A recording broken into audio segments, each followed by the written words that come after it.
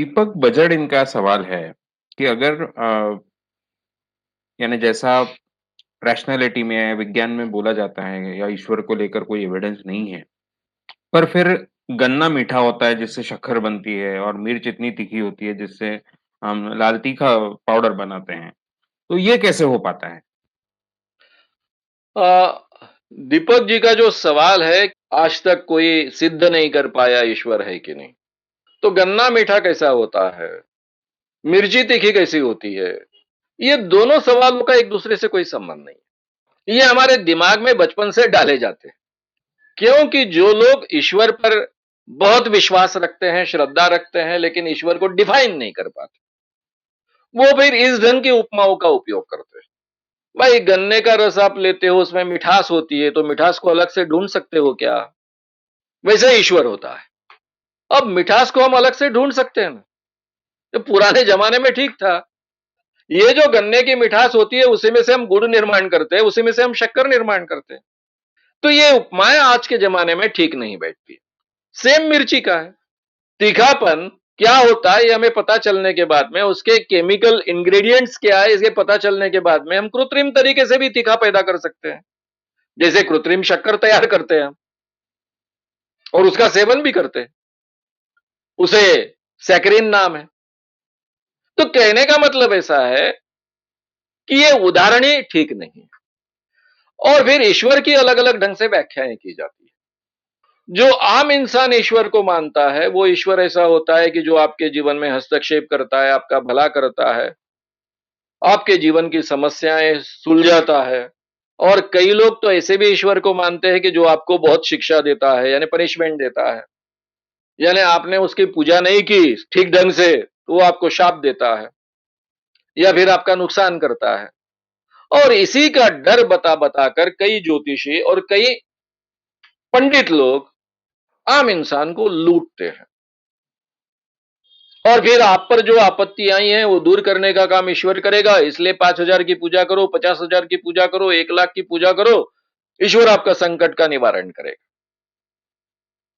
अब इस ढंग का ईश्वर होता है क्या? इस ढंग का ईश्वर नहीं होता है, ऐसे अब पूरी की पूरी संत परंपरा जो है वो कहती है। महाराष्ट्र की जो संत परंपरा है, संत ज्ञानेश्वर है, संत नामदेव है, संत तुकाराम है, संत गाडगे महाराज है, संत तुकडोजी महाराज है, उसमें संत एकनाथ है, संत चोखोबा है, संत बिठाई है, काफी ऐसे संत है। सेनाना भी है, अलग अलग जाति के भी संत रहे हैं।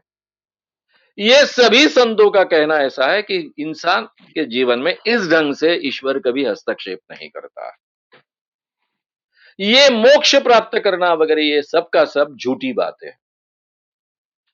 ये जो हम भगवान के सामने मन्नत मांगते हैं और मन्नत जो भगवान सफल करता है, ये बात झूठी है।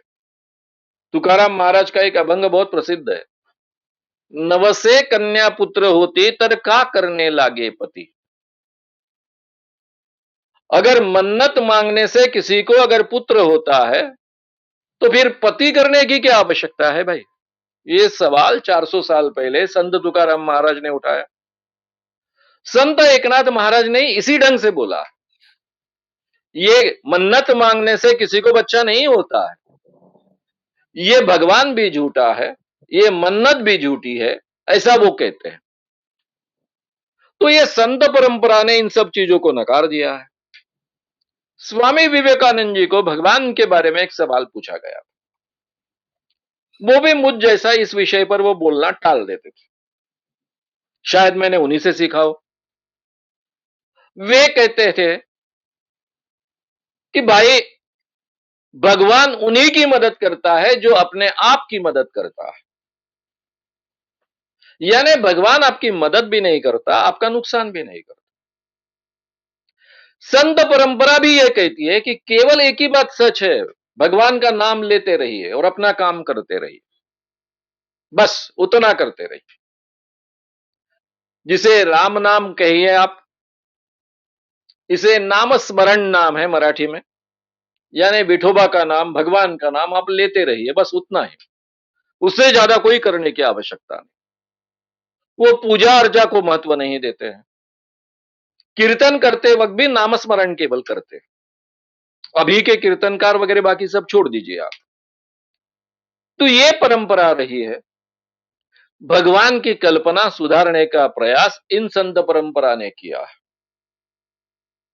अब भगवान को आपको मानना है नहीं मानना है ये आपका सवाल है, लेकिन भगवान की व्याख्या क्या की जाती है वो केवल मैं आपके सामने रखूंगा। जिसे हम गॉड कहते हैं, भगवान कहते हैं, सभी धर्मों ने उसको जो माना है, ही इज अ क्रिएटर, यानी उसने पूरी की पूरी ये सृष्टि निर्माण की है। ही इज अ कंट्रोलर, वो पूरी तरह से इस सृष्टि को नियंत्रित करता है। पेड़ पौधों पर भी उसका नियंत्रण होता है, इंसान पर भी उसका नियंत्रण होता है, सब प्राणी जगत पर भी उसका नियंत्रण होता है, इस नेचर पर भी उसका नियंत्रण होता है। यानी अभी 2-3 दिन पहले नागपुर में जो बड़े पैमाने पर बारिश हुई, इमेजिन नहीं कर सकते वैसे नागपुर डूब गया पानी में, और वहां रोड पर ही नहीं तो हर जगह पर बोटें चलने लग गई। ये जो हुआ, जिसे क्लाउड बर्स्ट होना कहते हैं, ये भी उसके नियंत्रण में होता है। अगर कभी सुनामी आती है तो उसके नियंत्रण में होता है, अर्थक्वेक आती है, भूकंप आता है तो वो भी उसके नियंत्रण में होता है। और ही इज अ डिस्ट्रॉयर, यानी भारतीय कल्पना है, he is a creator, he is a controller, he is a destroyer, और वो खत्म करता है। बाकी के धर्मों में दो ही कल्पना है, he is a creator and he is a controller, control करने में ही डिस्ट्रक्शन आता है, ऐसा वो मानते हैं। अभी ये आज के जमाने में आप मान्य कर सकते हो क्या? हमें तो एक सवाल का जवाब तो मिल चुका है कि he is not a creator. ये पूरी की पूरी सृष्टि जो निर्माण हुई है, ये कैसे निर्माण हुई? आज हम बहुत अच्छे ढंग से इसको जानते हैं। इस पर काफी अच्छी अच्छी सीरीज नेटफ्लिक्स से लेकर नेशनल जियोग्राफी तक हर जगह उपलब्ध है, हम देख सकते हैं। एक बहुत बड़ा ब्लैक होल था, वो फूटा, उसमें से अलग अलग तारे निर्माण हुए, आकाशगंगाएं निर्माण हुई। दिन ब दिन ये तारे क्षीण होते जाते हैं, उनमें की ऊर्जा खत्म होती है, उनमें से फिर से वो साथ में आते हैं ग्रेविटी के कारण, और फिर से वो ब्लैक होल जैसे बन जाते हैं। ये प्रक्रिया चलते रहती है। उसका एक हिस्सा है हमारा सूरज। सूरज का फूटा हुआ हिस्सा है हमारी पृथ्वी, और इस पृथ्वी को 450 करोड़ साल पहले ये निर्माण हुई, और इस पृथ्वी में इसी वातावरण में से पहला एक पेशीय प्राणी पैदा हुआ, एमीबा जैसा, और धीरे धीरे उत्क्रांति से, इवोल्यूशन से, पहले जलचर, बाद में स्थलचर, ये वनस्पति से लेकर हर प्राणी इसमें से पनपे हैं, बने हैं। ये आज हमें डार्विन का उत्क्रांतिवाद का सिद्धांत और विश्व की उत्पत्ति के बारे में इतनी जानकारी तो हमारे पास है। ही इज अ कंट्रोलर हम ऐसा कहेंगे क्या? तो बड़ी दिक्कत आएगी। सलमान के पिताजी, उनका नाम अभी मुझे याद नहीं आ रहा है, आप सबको पता होगा, उन्होंने एक बहुत अच्छे ढंग से सवाल खड़ा किया था, क्योंकि सलमान घर में गणपति बिठाता है, इसलिए कई मुल्ला मौलवियों ने उसके खिलाफ एक फतवा निकाला था। सलीम खान? तब टीवी पर, हाँ, तब टीवी पर जवाब देते वक्त सलमान के पिताजी ने, सलीम खान जिनका नाम है, उन्होंने जवाब देते हुए ऐसा दिया था कि आपके जानकारी के अनुसार अल्लाह के परमिशन के बगैर पत्ता खड़क भी नहीं सकता है। तो सलमान अल्लाह के परमिशन के बगैर कैसे गणपति की पूजा करेगा, घर में गणपति लगाएगा? सलमान की मां हिंदू है, तो ये अल्लाह की इच्छा होगी ना। तो ये उनका आर्ग्यूमेंट बहुत ही सटीक आर्ग्यूमेंट था। तो कहने का मतलब ऐसा है कि ही इज अ कंट्रोलर, ये हम मानेंगे क्या? अगर ऐसा मानते हैं तो जो आप टीवी पर और सोशल मीडिया पर चल रहा है कि आज का बीजेपी गवर्नमेंट क्या कर रहा है, 2018 में इस ढंग से बर्स्ट हुआ था पानी का। नागपुर पूरी तरह से डूब गया था। उससे भी कुछ सीखा नहीं है। नागपुर में इस ढंग के कोई सुधार नहीं किए गए कि पानी का पूरी तरह से पानी अच्छे ढंग से बाहर निकल जाए, अगर ज्यादा पानी आ जाता है तो। मुंबई में तो समझने लायक है क्योंकि वहां समुद्र में पानी जाता है। अगर भाटा आता है, ज्वार भाटा, उस समय अगर बहुत भरती आती है, बड़े पैमाने पर भाटा आता है, तो नेचुरली तब पानी का बाहर जाना संभव नहीं होता, इसलिए वहां पानी जमा हो जाता है। लेकिन नागपुर की क्या दिक्कत है? नागपुर में ऐसा क्यों हो रहा है? ये सब बातें हम गलत कह रहे हैं ना। क्या करेंगे भाई, वो ही इज अ कंट्रोलर।